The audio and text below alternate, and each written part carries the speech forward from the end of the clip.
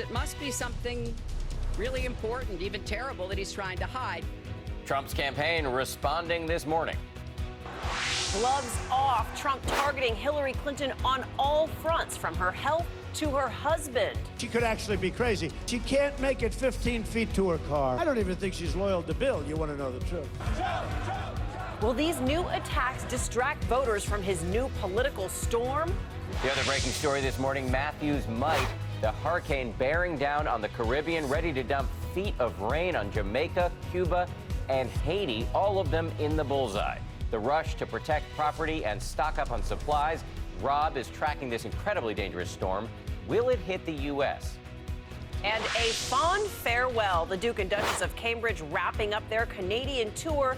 The couple showing they are in ship shape. Prince George and Princess Charlotte finally mastering that royal wave, but little George apparently in no rush to head home.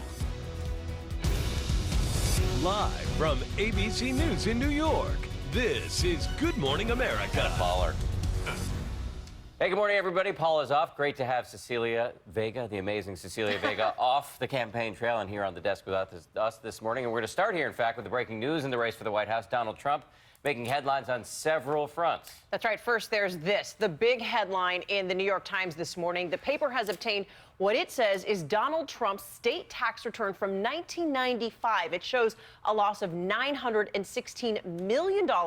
That is large enough, the paper says, that Trump may not have had to pay federal income taxes for nearly 2 decades. And the other Trump story this morning, an overnight speech in which he unleashed on Hillary Clinton in unusually scathing terms, even by Trumpian standards, even going so far as to say that she is not loyal to her husband. We have it all covered this morning. We'll be talking to the reporters who broke that big tax story. And George, of course, is standing by with his analysis. But we begin here with ABC's Mary Bruce, who is in Washington with the latest. Mary, good morning.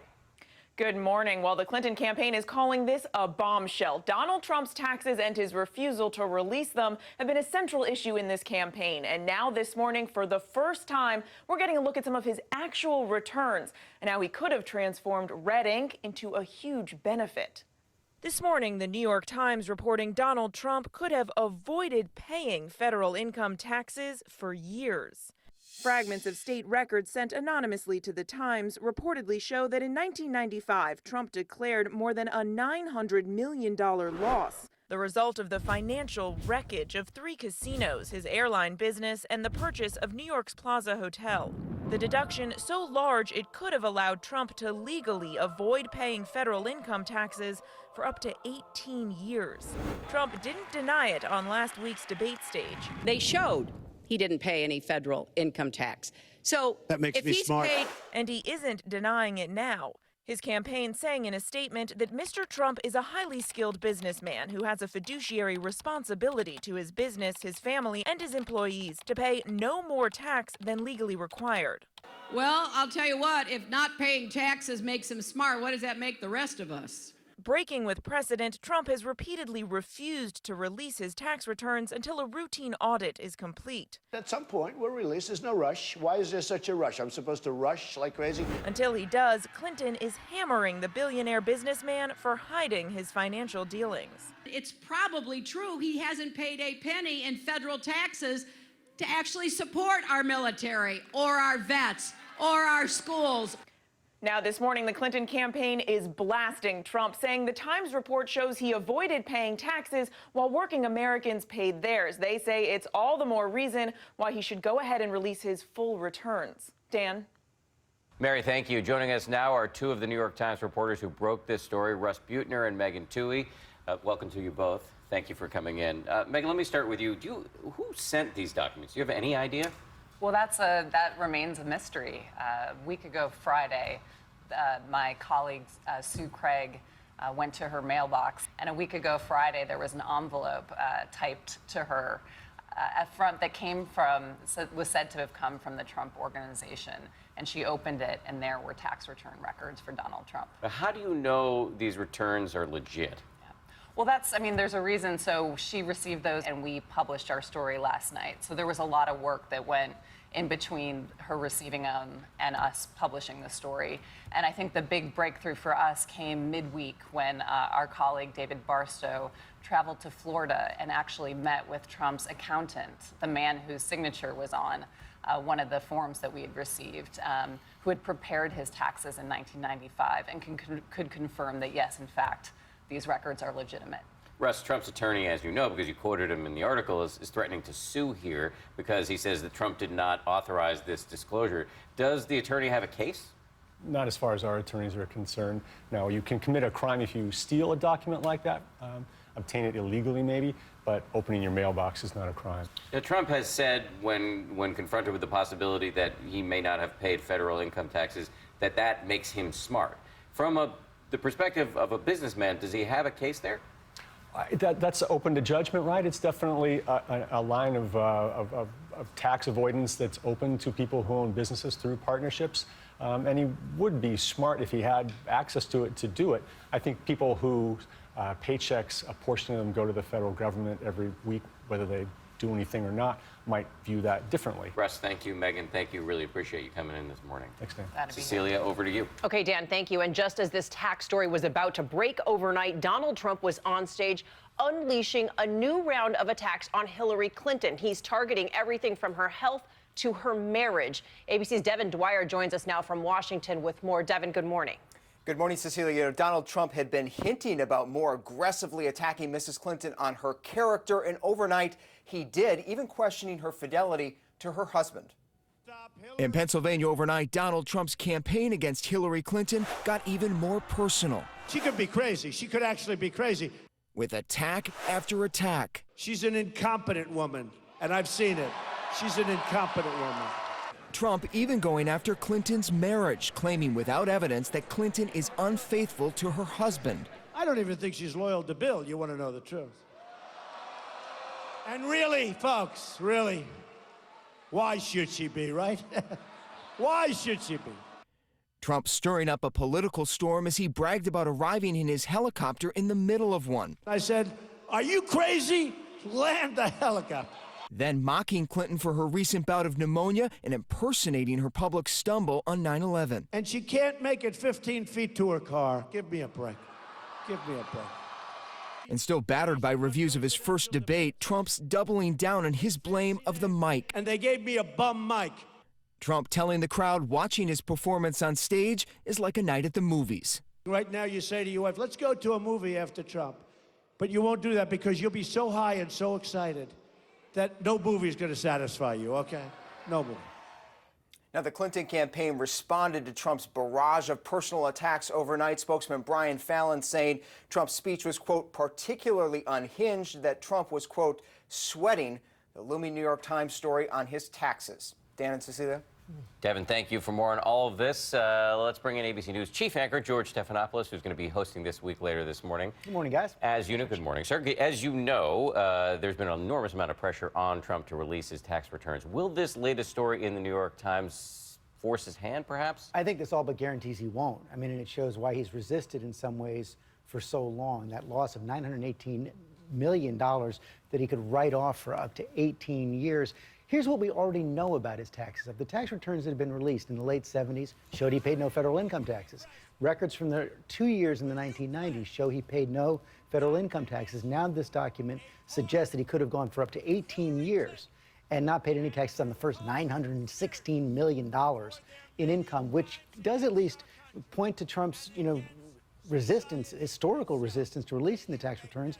He seems to believe that the information in them is quite damaging. And note in that statement that he put out last night, it did not say that he paid federal income taxes. Right, neither confirmed nor denied, basically, right? Also last night, this attack unleashing on Hillary Clinton, even out questioning her own fidelity in her marriage. What's going on? Is this a sign? Is he basically laying out the groundwork for this debate to come? Well, see, Donald Trump is being Donald Trump right there. You know that one of his advisors, Rudy Giuliani, has said he should get tougher in the next debate. Mr. Giuliani is going to be on this week, later this morning as well. The question is this going to help him?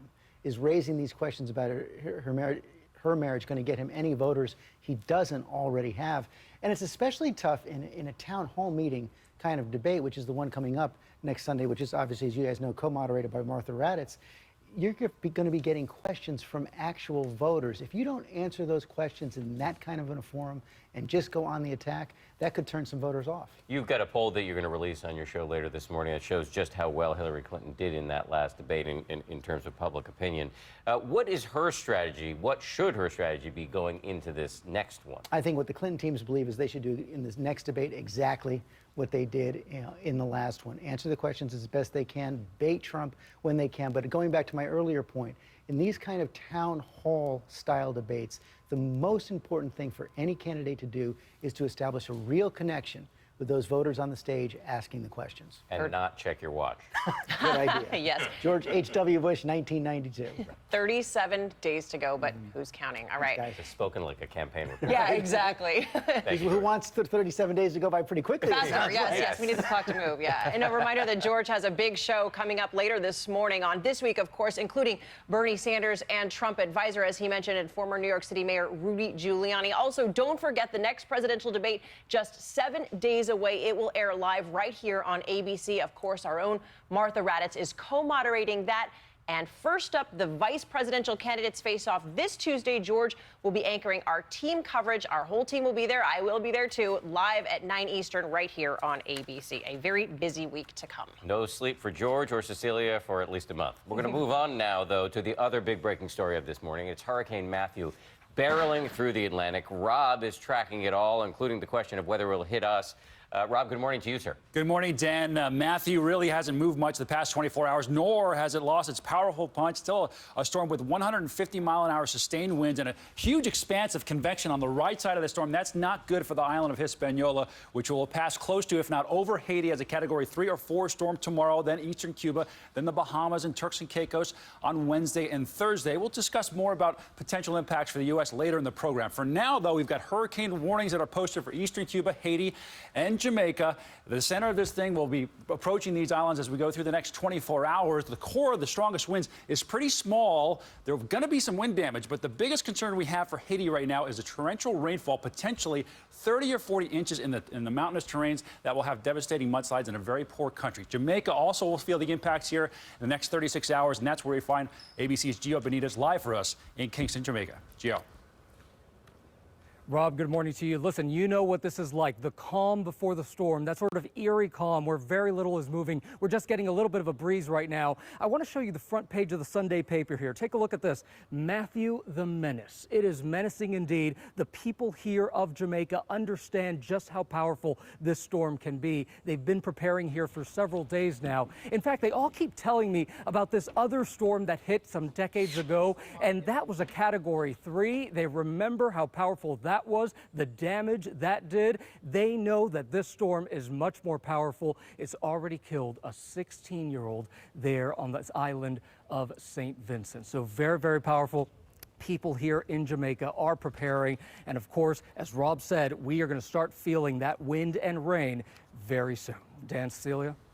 Gio Benitez in the bullseye of that storm. Gio, thank you and stay safe. There is a lot of other news this morning, and for that, as always, we kick it over to Ron Claiborne. Good morning, sir. Dr. Ron Claiborne. That's right. That's right. Sorry. Good morning to you, Dan and Cecilia. Doctor. Rachel, good morning to you. Good morning, everyone. We begin with new developments in the investigation into that deadly commuter train crash in New Jersey that killed one woman and injured more than 100 other people. The National Transportation Safety Board saying there were no signal problems or issues with the tracks at the Hoboken terminal at the time of that crash. Last Thursday, this comes as it was disclosed that NJ Transit was under a federal audit before the crash. Investigators finding dozens of safety violations system-wide just several months ago. And just days after Congress voted to override President Obama's veto of a bill that allows Americans to sue foreign states, a woman who lost her husband in the attack on the Pentagon on 9/11 has filed a lawsuit against Saudi Arabia. In documents, the woman claims that the country is partially responsible for her husband's death by providing material support to al-Qaeda. And some sad news out of South Carolina. The 6-year-old boy who was one of the victims at a shooting spree at an elementary school earlier this week has died. Jacob Hall was shot in the leg and suffered major blood loss. The 14-year-old suspect in that shooting is in police custody. And for the first time In this country, bees have been placed on the endangered species list. The U.S. Fish and Wildlife Service saying that years of research showed that 7 bee species native to Hawaii are threatened. New protection rules will take effect on October 31st. And in Delaware, a trolley carrying wedding guests overturned, injuring 12 people. The trolley, which had altogether 22 people on board, was being pulled by a van near Dewey Beach when it started to sway and then toppled over. The injured were treated for non-life-threatening injuries. Police are investigating what caused that accident. And a stunning last play in Georgia, where the Tennessee Vols, sorry about that, Rachel, took on the Bulldogs of Georgia. Georgia led 31-28. Until then, with 4 seconds left, that was Tennessee quarterback Josh Dobbs firing up that Hail Mary pass in the end zone, where the receiver somehow made the leaping catch. Good news, huh, Rachel? Oh, yeah. The Tennessee Vols here. Tennessee wins 34-31, and head coach Butch Jones did a happy dance afterward and then broke down in tears, we believe. And finally, just as countless binge watchers were getting ready to indulge in the new action series Luke Cage on Netflix, the unthinkable happened. Their TV screens went black. Netflix experiencing a massive outage for about 3 hours on Saturday in the afternoon, so no Netflix. So what do? Take to Twitter, of course, with users posting 13,000 posts about the blackout. I thought you were going to say, what do? Read a book. Yeah. Imagine that. Or go outside. Listen to some music. Talk to another human being. These are radical ideas. We're not quite ready for that. Between me and my Narcos, I got to binge watch through the weekend. I'll back you up on the Narcos. That's a great show. Thank you, Ron. Appreciate it. Let's get back over to Rob for another look at the weather. Hey, sir. Hey, guys. Yeah, when in doubt, just do a little trolling. I mean, that's the new way it is. All right, Pacific storm. We've got one coming in. This is a strong one. We're getting to the time of year where we start to strengthen these Pacific lows and the Pacific Northwest getting into its rainy season. This will also bring some wind, the onshore variety, so not just the sundowner winds, to California and also in through parts of Las Vegas. Critical fire danger the next couple days with strong winds, especially through the mountain passes. Could see gusts over 50 miles an hour. And, of course, the relative humidities in those areas are pretty low.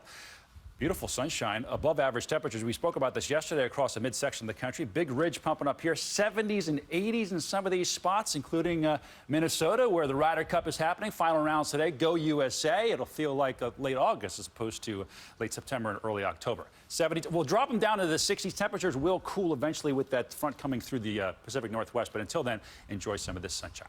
That's a quick check on what's going on nationally. Here now is your local forecast.